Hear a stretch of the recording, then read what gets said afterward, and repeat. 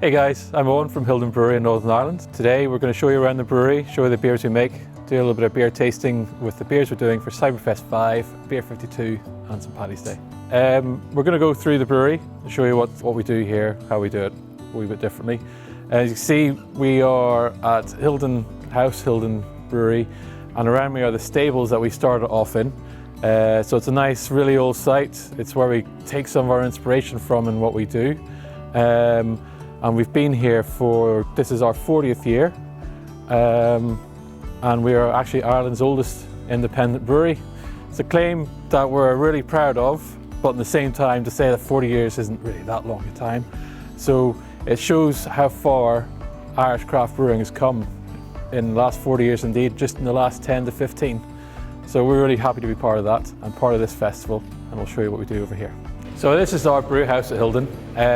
I'll walk you through it really quickly. It's a really traditional style of brewing, and it works because it's the way people have been doing things for centuries. We're born out of a cask ale tradition, so the beers we make here are really sessionable beers. We've obviously evolved with the times, and we've got the IPAs and things like that going on. We do a lot of dry hopping here, but those are where our roots are and what our Brewhouse is kind of born out of. This is where everything starts off and where we start with all our raw materials and bring them together to make the beer. So the first tank we have is our mash tun, just here. This is where we are going to put all our grains into it, add the water, and get the sweet sugars that we need to make the beer. We run the sweet liquid out of here to the next vessel, which is our copper, or brew kettle as might be more commonly known, where we add the hops to get the bitterness. The next tank is over here, it's our hopback. Yeah, this is our hopback here. So not every brewery has one of these, but it's kind of born out of our age. We've been around a long time, so breweries have had these for a lot of time. But this is where we can add loads more hops to the beer and add that depth of character to the beer that we really want to get. It's a wee bit old, you know, it's clad in wood so you don't burn your fingers when you touch it, and generally somebody else gets in here to clean it out every day because that's a bit of a job to dig out 40 kilos of wet hops out of here when we're finished brewing. Now we're going to take a look at the fermenters where the brewing magic happens. It's even harder getting out than it is getting in. So brewing's a 24-hour operation, but because we don't want to be here 24 hours, we have our computer screen to look after our fermenters and the temperatures that everything ferments at. So it gives a bit of extra control, make sure the beer is in just the right condition when we get it into the can ready to use. So in here is our fermenting room, a cold block, whatever you want to call it. This is where we bring the extract from our brew house, we add the yeast and we let it do its business. It turns the sugar into alcohol, and it's a process of about 2 weeks to get the beer ready. We also dry hop in here where we add loads more hops to the beer to get that, extend that depth of flavour, get the really fruity, citrusy flavours that we all like these days from our craft beers. We've got a big brewery here, so we can do about 7,000 litres per batch, but we don't have that many tanks, so it means we're only brewing about 3 to 4 times a week. But it's still about 20,000 litres a week. We have our own sort of hop rocket here made by our local welder, which we call our Cullibackie rocket. So if you're from Northern Ireland, that means something to you. If you're not, just go with it. And to give us an extra bit of control over how the beer reaches you, we have a centrifuge as well to separate all the excess yeast and hops, get it into can in the best condition we can. So the guys are canning. We can go and have a look, see what they're up to, see how we get the beer in the can. So this is our canning and bottling line. Today, obviously, we're canning. We do beers for other breweries as well. And today we're doing a beer for one of our local breweries, Farmageddon. We roll all the cans out and then they get labelled on the little machine in the corner, and then they flow through into the room here. Label machine for when we're bottling, the can rinser for when we're canning, and then today the canning machine's running. We also have the bottling line then, the beers run through there.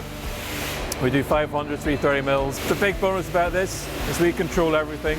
Our bottling line bought and paid for. We've been doing that for about 5 or 6 years now. So canning, we're like, oh, that's interesting, but do I really have to spend all that money? Yes. You guys like the cans? I'd say I'm coming around the idea now too. They're pretty good. So if you have a favourite, we have the choice now. So now you've seen where we make it all, let's go and try a couple of beers that you'll be having this weekend.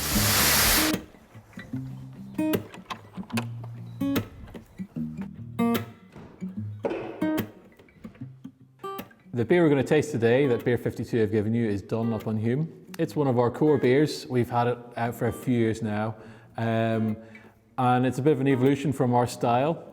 There's very little bittering hops in this, so it's all about getting hops in at the end and the hop back and into the dry hop as well. Quite often when we come up with a beer, we come up with a beer style and what you want to do, but we've found ourselves in a trap almost of trying to come up with a name that means something as well, other than just double dry hopped IPA or Session IPA. So we try and find some kind of root or lineage in our names. So this one, people might well ask, Dunlop and Hume, what's that all about?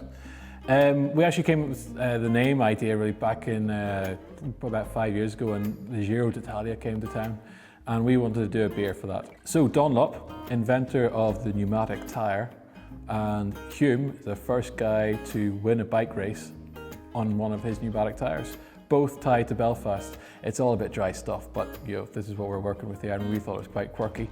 So hence the name, and hence the old bike in the front. A lot of our beers work off stories like that. So it's a Session IPA, it's 4%.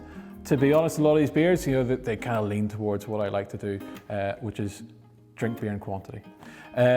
So I don't want to have something too strong. Like I say, there's a lower amount of bittering hops at the start, but we balance this up with the kind of the perceived bitterness you get when we late hop in the hop back, and then we dry hop in the fermenter. This is something we worked hard with to get right and get as efficient as possible. We built our own little hop rocket where we can dose in the 30-40 kilos of hop pellets that we need to get into 6,000 or 7,000 litres of beer so that it comes through to you at the end of the day. So I'll just pour this.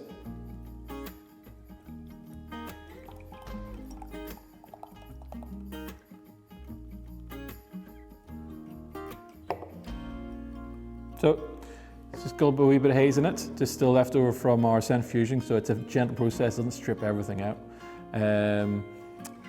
Nice white head, nice body to it. So yeah, so what you get in here is a well-rounded, balanced beer, but it's got loads of flavour in there. So we're dry hop this beer with about 30 kilos of Amarillo and Simcoe in there as well, just to really give it that punch at the end of it. Like I say, it's 4% beer, so you should, you might only have one can of this in your box. If you're lucky, you get a couple more, and you can keep going with that. That's where we kind of grow out of. Our beers are sessionable, full flavoured, but they're not going to knock your socks off in terms of alcohol. So we like to think that you can have a few of them. It's where we come out of. We're a cask brewery originally. We've been around for 40 years, and that's where craft beer really grew out of. So we still have our heritage there. 40 years is a long time for anybody to be around. I've grown up with this beer, or this brewery, for those 40 years. So we're stepping away from cask sessionable beers. More and more people, including myself, are looking for those beers that have so many hops in at the end. And it was like a real struggle for me to get my head around the concept of, but you haven't bittered the hops, you haven't bittered the beer, and it all goes in at the end, but yeah, actually it still tastes pretty bitter, pretty hoppy. And it's that understanding that the more hops you put in, it's like a perceived bitterness, so that's what you should be getting through here. This may not be the most hoppiest beer out there, but that's because at 4%, there's only so many hops you can pack into a beer. So that's our Session IPA, Dunlop and Hume at 4%. I really hope you enjoy it.